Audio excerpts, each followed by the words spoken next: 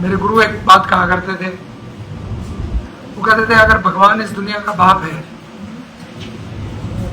अगर भगवान इस दुनिया का बाप है तो उस नाते से हम सब भाई भाई हैं और वी आर ब्रदर्स। तो we start on that note. सबसे पहले तो मैं आपको मकसद बताता हूँ कि मैंने आपको क्यों बुलाया।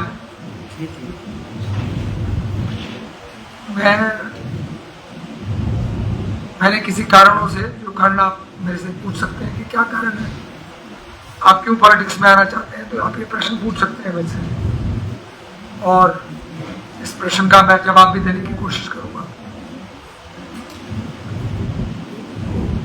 मैं सोचा पिछले कुछ दिनों में कि ये जो आपकी कॉन्स्टिट्यूंसी है भटकल की, इससे मैं अगला इलेक्शन कॉन्टेस्ट करूंगा।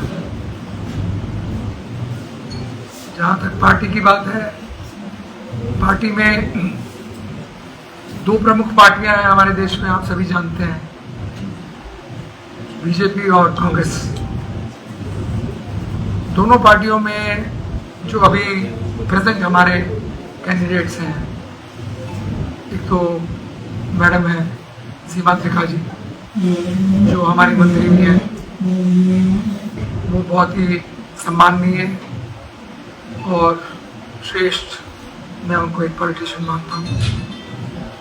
और दूसरी तरफ विजय प्रताप हैं कांग्रेस के, जो पिछली बार भी बड़े कम मार्जिन से हारे थे, लेकिन वो भी बहुत एक समझदार, कमिटेड, और महेंद्र प्रताप जी जो इतने विशेष और विशिष्ट हमारे पॉलिटिशियन रहे हैं, उनके लड़के हैं, वो भी बड़े मेधावी हैं, बड़े गुणवान हैं और अच्छे परिवार से हैं और उनका संस्कार भी बहुत अच्छा है। महेंद्र प्रताप जी के साथ तो मैंने तब काम किया था जब मैं यहाँ पर डीसी लगा हुआ था और महेंद्र प्रताप जी रेवेन्यू मंत्री होते थे उस वक्त, तब भी बहुत सम्माननीय थे।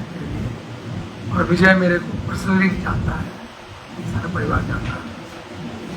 सीमा त्रिखा जी से भी मैं उनका बड़ा आदर करता हूँ और उनसे भी मेरी नमस्कार है। दूसरी बात यह है कि ये एक कुदरत का विशेष,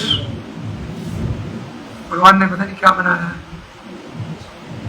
कि संसार में ऐसी कोई भी स्थिति नहीं है जहां द्वंद्व के बिना आप काम कर सकते हो।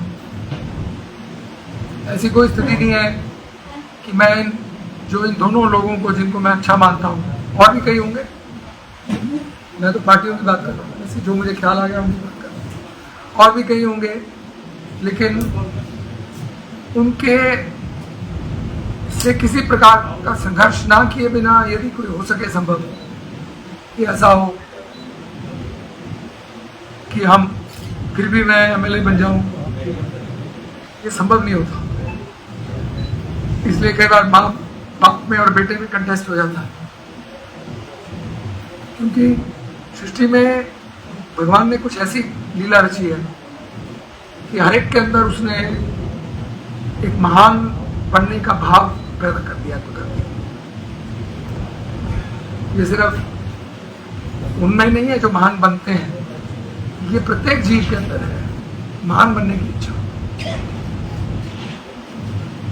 तभी एक बच्चा कई बार, अगर आप बच्चे को कहोगे कि तो क्या समझता अपने आप को, तो कहेगा क्या कह रहे हो आप मेरे को, आप मुझे बेवकूफ समझते हो। अगर हम गहरा जाएं तो इसका कारण क्या है? इसका कारण है कि हर एक के अंदर वो अनंत शक्ति छुपी हुई है जिसको हम भगवान कहते हैं। उसकी वजह से कोई छोटा नहीं बनना चाहता। इस सृष्टि में सिर्फ इंसान ही नहीं, कोई भी जीव छोटा नहीं बनना चाहता। एक मकौड़ा जो चल रहा है वो भी अपने आप को मानता है कि मैं हूं। हाँ, मनुष्य के अंदर ये विशेषता है कि वो मैं को हम में बदल सकता है। उसकी बुद्धि में एक क्षमता है।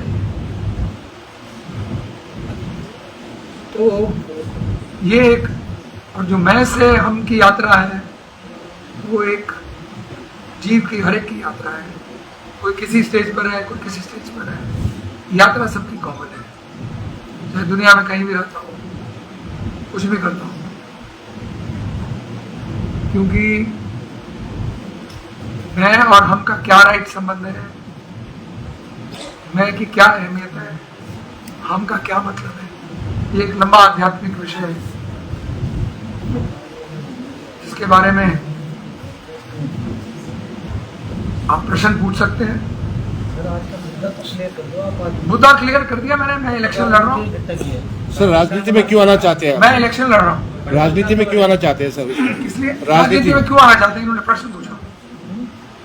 राजनीति में मैं इसलिए आना चाहता हूँ कि जिन वैल्यूज को मैं इंपॉर्टेंट समझता हूँ उनको, यदि मैं, जैसे मैं रिटायर हुए, मेरे को 3-4 साल हो गए जी, मैंने काम अच्छा करना नहीं छोड़ा। जैसे मैं होम्योपैथिक का डॉक्टर हूँ, क्वालिफाइड हूँ।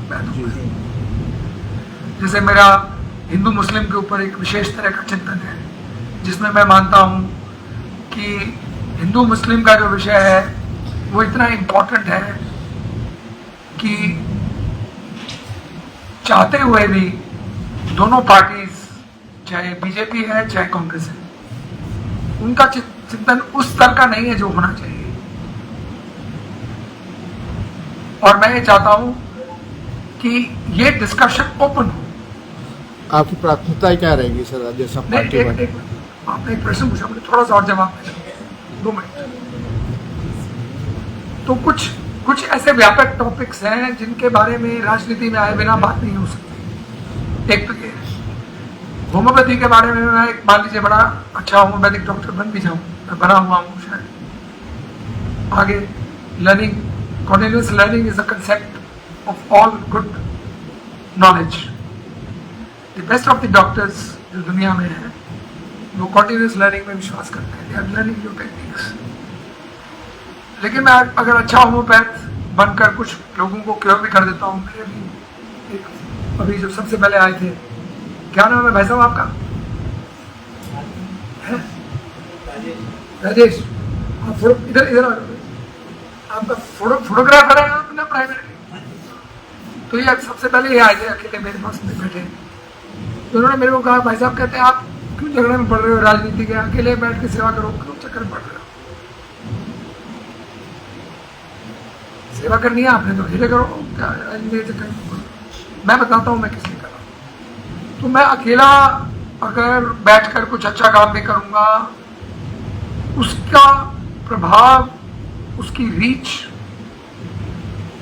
उसकी पहुंच उतनी नहीं होगी जब मैं महत्वपूर्ण पद पर बैठकर बात करूंगा। इसलिए मैं ये काम करता हूं। मैं उन विचारों को, मेरा ये मानना है कि इंसान की कोई वैल्यू नहीं है, विचार और सत्य की वैल्यू है। इंसान की किसी क्या वैल्यू है? थोड़े दिन का खेल है, कितने दिन तक रहेगा कोई? पावर में भी रह लिया या ना पावर में, कितने दिन तक रहेगा? आप जैसे आप कह रहे हैं कि भड़कल से चुनाव लड़ेंगे आप, तो आप सीमत रेखा को भी अच्छा मान रहे हैं और विजय प्रताप जी को भी बिल्कुल, दोनों को अच्छा। फिर दोनों को कैसे टक्कर दे पाएंगे? फिर से टक्कर का निर्णय तो वो करेंगे जिन्होंने अपने अंदर निर्णय करना है कि इन तीनों में से कौन सा ठीक है, जो वोट देने लायक है। शायद मुझे तो टिकट भी नहीं, मुझे टिकट मिलने के भी चांस नहीं है। निर्दलीय लड़ोगे सर? निर्दलीय लड़ूंगा, क्योंकि मैं हालांकि अरविंद केजरीवाल जी को भी अच्छा मानता हूँ उनके गुणों के कारण, लेकिन उनकी टिकट ले ली तो हरियाणा में तो आपकी चलती है। डॉक्टर साहब देसी रहे आप फरीदाबाद से। हाँ जी। सीट पे रहने के बाद आपसे कोई ऐसा काम छूटा जो आप सोच रहे हो कि भाई मैं वहाँ सीट पे रह के नहीं कर रहा, नेता बन के कर दूंगा? देखो, जिंदगी हर पल एक नई जंग है। जो चला गया उसको भूल जाओ, बहुत कुछ किया, हर पल नया करना है, हर पल नया करना है और बेहतर करना है।